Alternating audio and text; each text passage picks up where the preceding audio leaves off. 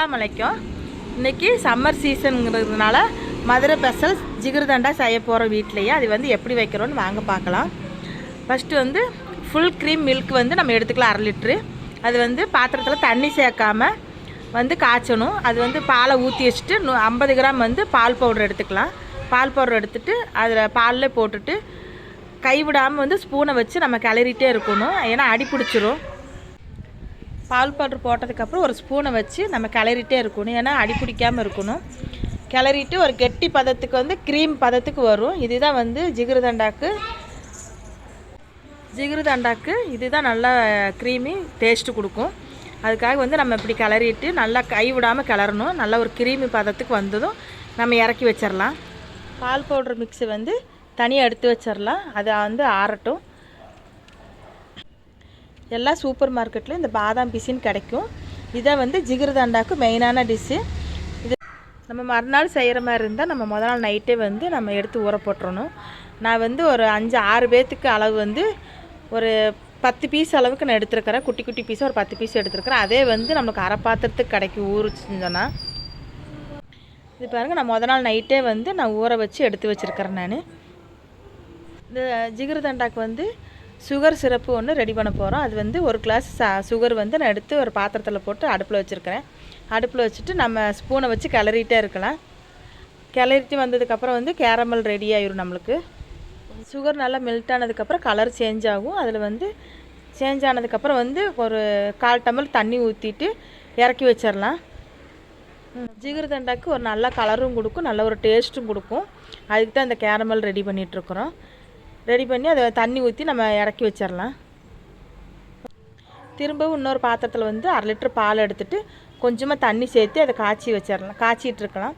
காய்ச்சினதுக்கப்புறம் வந்து நம்ம caramel ready பண்ணி வச்சுருக்குறோம்.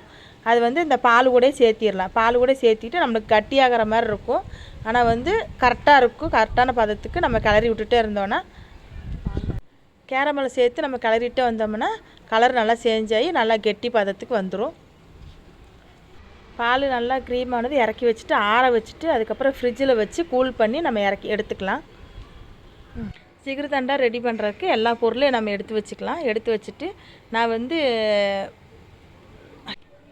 வந்து வெண்ணிலா ஐஸ்கிரீம் தான் நான் வாங்கி வச்சுருக்கிறேன். நான் ஜிகர்தண்டா கூட மிக்ஸ் பண்ணுறதுக்கு நம்ம ஃப்ரிட்ஜில் ஆற வச்ச பால் அதையும் எடுத்து வச்சுக்கலாம். அது கூட வந்து பாதாம் பிசின் முதல் நாள் ஊற வச்சது அதையும் எடுத்து வச்சுட்டு நான் வந்து சுகர் சிரப்பு கொஞ்சம் எடுத்து வச்சுருக்கிறேன். அதையும் எடுத்து வச்சுட்டு வெண்ணிலா ஐஸ்கிரீமும் நான் ரெடி. அது கூட வந்து கொஞ்சம் நன்னாரி சிரப்பு எடுத்து வச்சுக்கலாம். நம்ம ஃப்ரிட்ஜில் வந்து பாலை வெறிய எடுத்து வச்சுட்டு அதில் வந்து சுகர் சிரப்பு சேர்த்து கொஞ்சம் நல்லா கலந்து விட்டுறலாம். பாலோட கலர் வந்து நல்லா சேஞ்ச் ஆகி வரும். நம்ம எல்லாம் ஒன்றா ரெடி பண்ணி வச்சதெல்லாம் எடுத்து வச்சுட்டு ஒரு கிளாஸ் எடுத்து வச்சுட்டு நம்ம அதில் வந்து ஃபஸ்ட்டு வந்து கிளாஸ் சுற்றிலும் வந்து நன்னாரி சிரப்பு ஊற்றி விட்டுடலாம்.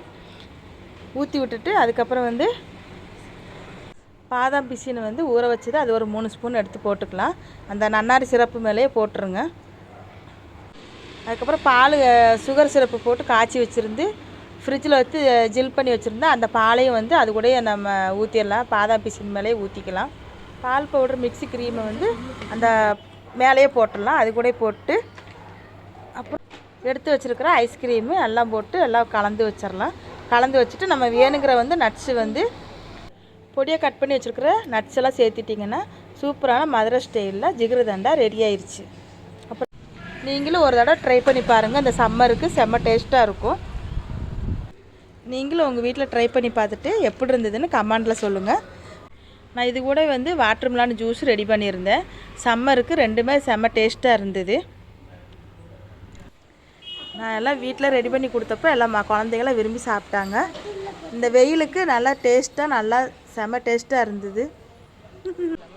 நம்ம வெளியே போய் சாப்பிட்றதுக்கு நம்ம வீட்டிலே வந்து ரெடி பண்ணி சாப்பிட்டோன்னா அது வேறு நல்லா திருப்தியாக இருந்தது. இந்த ஃபுல் வீடியோ வந்து ஸ்கிப் பண்ணாமல் பாருங்கள். பார்த்துட்டு பிடிச்சிருந்ததுன்னா சப்ஸ்கிரைப் பண்ணுங்கள், லைக் பண்ணுங்கள், மறக்காமல் கமெண்ட் பண்ணுங்கள். எப்படி இருந்ததுன்னு கமெண்ட் பண்ணுங்கள். பெல் ஐக்கானை கிளிக் பண்ணுங்கள். அப்புறம் நம்ம middle class kitchen Kovai YouTube சேனலுக்கு சப்ஸ்கிரைப் பண்ணுங்கள்.